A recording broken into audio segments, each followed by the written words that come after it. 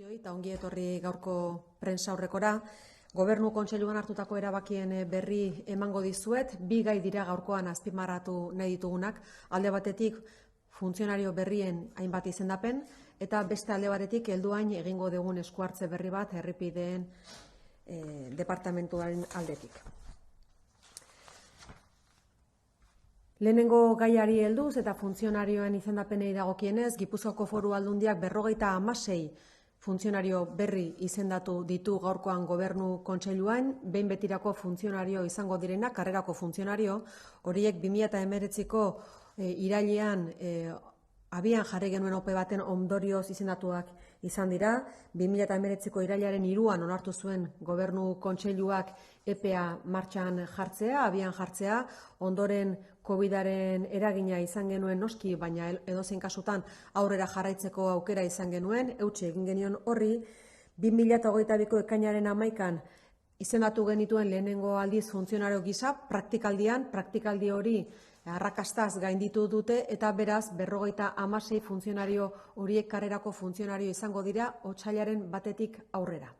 Horren inguruan esan beharrekoa, Gipuzkoako Foru Aldundiak hainbat erronka duela eskuartean langilegoaren ikuspegitik, alde batetik belaunaldi berriak inkorporatu behar ditugu Aldundian, beste alde batetik doazenen ezagutza ere etxean gelditu behar da, langile berriak ere horiek jaso behar dituzte, langile berriek, eta hirugarrenik belaunaldi berriak sartzen ditugun heinean ere perfil berriak behar izaten ditugu. Beraz, ongi etorria guztiei eta noski beraien arrakasta Gipuzkoako Foru Aldundiarena izango da eta zerbitzuak hobetzen laguntzen duten heinean gure zorionik beroena.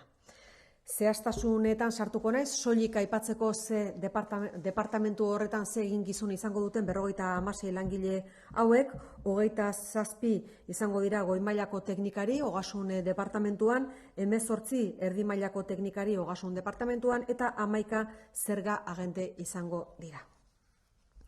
Hori beraz lehenengo gaia, gaurkoan azpimarratu nahi genuena eta bigarrena, azpiegituretako departamentuak burutuko duen eskuhartze bat helduainen.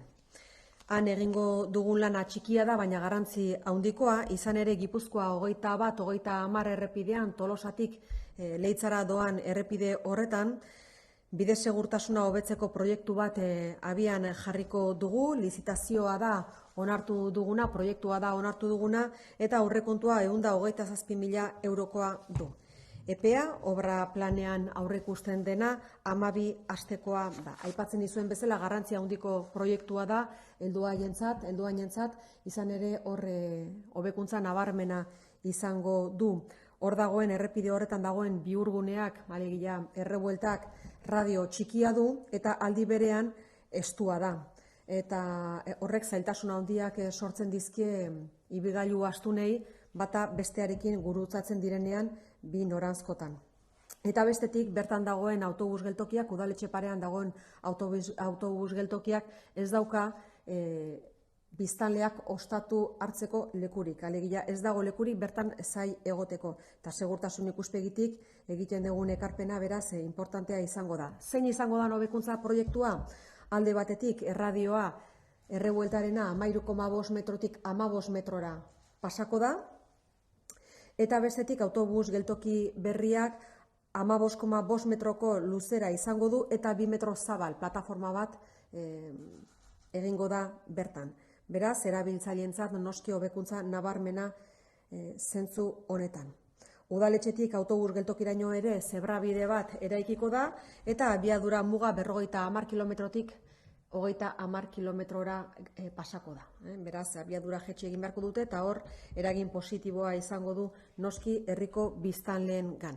Herriz herri, herritarren bizikalitatea hobetzea da badakizue Gipuzkoako Foru Aldundiaren helburua eta horretan pausoak ematen jarraitzen dugu. Berri ona beraz bertako biztanleentzat. Horiek dira gaurkoan azpimarratu nahi ditugun bigaiak eta jarraian laburpen bat egingo dut gazteleraz. En el Consejo de Gobierno de hoy hemos adoptado varias decisiones y son 2 de ellas las que queríamos trasladar hoy en la rueda de prensa. La primera de ellas tiene que ver con el nombramiento de 56 personas como funcionarias de carrera en la Diputación Foral de Guipúzcoa y, en segundo lugar, una intervención que vamos a realizar en Helduain. En relación al primero de los dos temas, se realizaron 3 convocatorias el año 2019, en septiembre del año 2019, para nombramiento de nuevas personas funcionarias que ocuparan el lugar de personas que se iban a jubilar. A pesar del COVID, pudimos seguir adelante con estos procesos y este proceso acabó en junio de 2022 con la incorporación de estas personas el 1 de julio en prácticas. Las prácticas las han desarrollado con éxito y, por tanto, a partir del 1 de febrero estas personas serán nombradas funcionarias de carrera. 56 nuevas personas que van a ocupar plaza en la Diputación Foral de Guipúzcoa y, en concreto, en el Departamento de Hacienda y Finanzas. Tenemos retos importantes en la Diputación Foral de Guipúzcoa: cambio generacional, el mantenimiento del conocimiento de las personas que van a dejar la institución y, en tercer lugar, también la atracción de nuevos perfiles. Enhorabuena a estas 56 personas y gracias por contribuir al servicio que van a ofrecer, al servicio público que van a ofrecer en la Diputación Foral de Guipúzcoa. Por tanto, una buena noticia que queremos trasladar. Y, en segundo lugar, buena noticia también, es una intervención pequeña que va a realizar el Departamento de Carreteras, pero con mucha importancia, sobre todo para las personas que viven en ese lugar.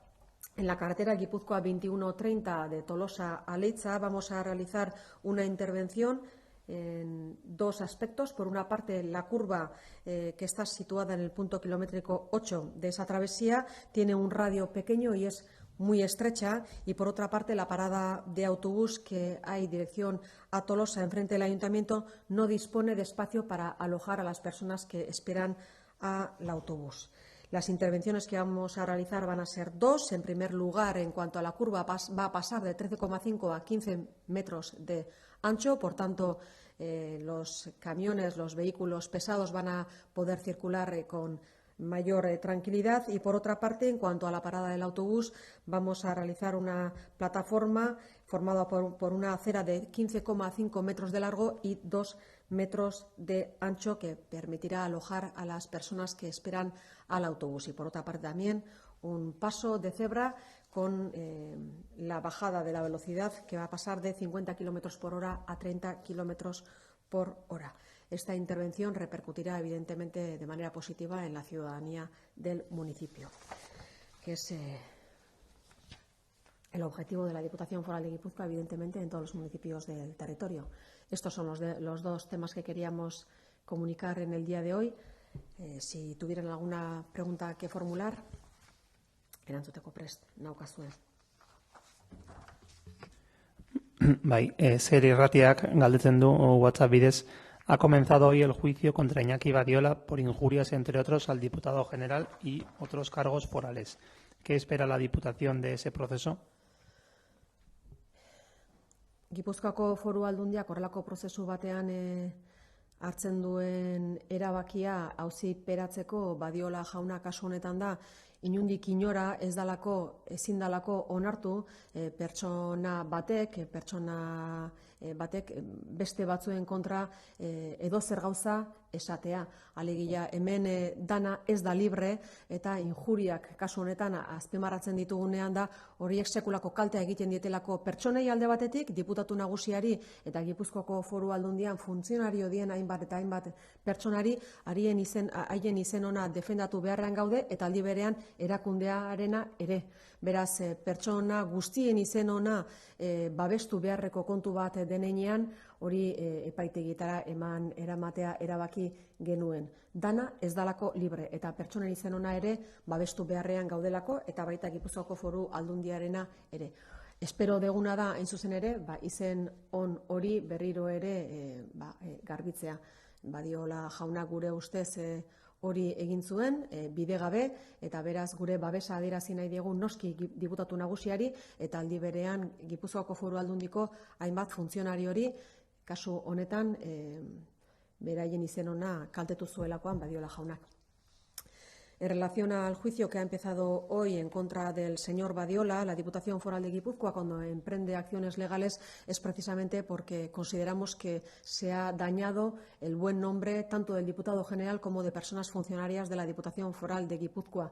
No todo es libre, no todo es posible. Por tanto, la Diputación quiere preservar el buen nombre tanto del diputado general como de las personas funcionarias que trabajaron conjuntamente. Al mismo tiempo, también queremos preservar el buen nombre de la Diputación Foral de Guipúzcoa.